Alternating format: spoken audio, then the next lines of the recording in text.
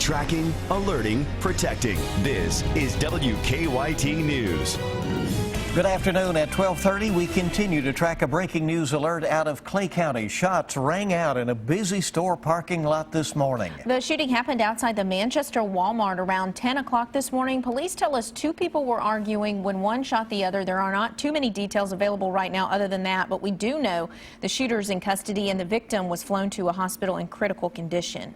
Well, a man accused of a high-speed chase was in court today. 31-year-old Johnny Owens faces nearly a dozen charges in the case out of Madison County. State police say Owens led officers on a chase that started on I-75 and ended in the Richmond neighborhood on Sunday. WKYT's Kristen Kennedy is at our live desk with our top story here at 12:30. Kristen? Bill, I just got off the phone with the court clerk who says Johnny Owens and his passenger during the chase, Natasha Johnson, were both on this morning's docket. They both appeared in front of a judge where the judge read out to them the charges they're facing.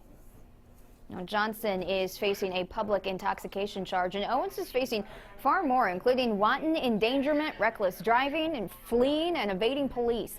State police say yesterday afternoon they clocked Johnson flying down Interstate 75, going 17 miles over the speed limit. They tried to pull him over and ended up chasing him through a Richmond neighborhood. That's where officers say Johnson blew a tire, got out of his car, and tried running from them. Our Bill Bryant was near the spot where the chase ended on Magnolia Way, shot video of the arrest for us. We're told a Kentucky vehicle enforcement officer was hurt during that whole chase, and he suffered minor injuries and did go to the hospital to get checked out. That officer, we're told, is expected to be okay. At the live desk, Kristen Kennedy, WKYT. Kristen, thank you. Owens' case will move on now to a preliminary hearing. A man had to be rescued out of an early morning house fire today. It happened around 2 a.m. on Katy Street in the Cedar Gap subdivision of Pikeville. First responders found the victim outside the burning home and rushed him to the Pikeville Medical Center. It took nearly 5 hours to put the fire out. We got there, flames had already breached the roof. It was going pretty big. The home was pretty well engulfed. They went ahead and set up on the structure, and they did find a victim outside of the home. Investigators are now trying to figure out what caused the fire. The victim is in critical condition at UK Hospital. Well, our break from the dreary weather didn't last long. We had sunshine yesterday. Yeah, you had to take it while it lasted, right? Clouds return today, and we're tracking the chance for snow in the days ahead. WKYT's Micah Harris is here with an early check of our forecast. And the early check is a decent check. I mean, on the temperature side, it's not that bad. It's actually right around average for this time of year outside. But the problem is we have the cloud cover overhead, and it just doesn't look great outside. Some of us getting some peaks here and there. We're at 46 now in Richmond and London, Frankfurt, 44 there in Lexington. You can start to see some 50s creeping in from the southwest, and I believe some of us, only a few of us, hitting 50 plus. Most of us staying just below that, but nonetheless, still above average. Now, the clouds will stay put throughout the night, and then we'll have that shower chance as we work toward that midnight hour.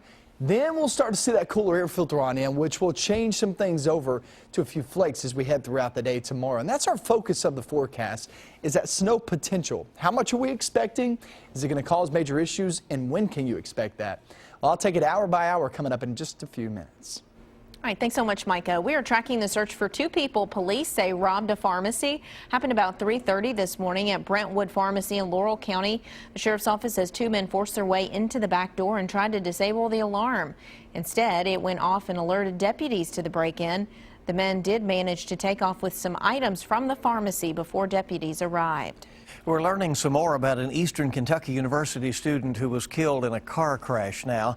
Police say David Nelson Lee III died when another car hit his on Irvin Road in Madison County on Friday. The dean of students at EKU tells us Lee was a senior history major.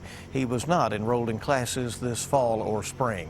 Police have charged 3 people for endangering the welfare of a child. Krista Peak, Shanna Peak, and Phyllis Hall also face drug charges in that case out of Nelson County.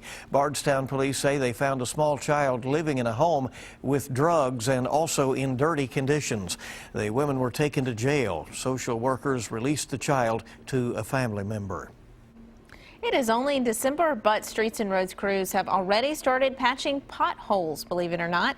2 drivers reported some damage from a pothole on Liberty Road near Man-O-War over the weekend. Road workers say spots where water collects are the worst, and the salt used on the roads during winter can aggravate the problem. It just deteriorates the street, especially if it's already aged and cracking and it's got water down in it. That water and the salt, they start to deteriorate from the bottom up, and next thing you know, you have a pothole.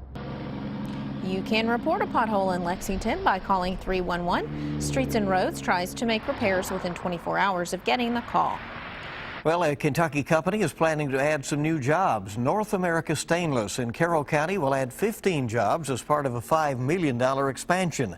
The company is still used in appliances as well as cars, plumbing, general manufacturing, and food services. Construction on the expansion starts in January. It's set to be completed in early 2016. Well, text messages can help when it comes to taking prescriptions. And a new cancer drug has been fast-tracked for approval. Ebony Williams has details in this Better Living report. A new experimental cancer drug has been designated a breakthrough therapy for Hodgkin's lymphoma patients. Researchers at the Dana-Farber Cancer Institute found the immunotherapy drug helped 87% of patients get to remission. Most elderly women with early-stage breast cancer have radiation treatment, even though there appears to be little benefit. That's according to research from Duke University Medical Center. Doctors say evidence shows adding radiation after surgery does not stop cancer from returning or prolong survival in older women.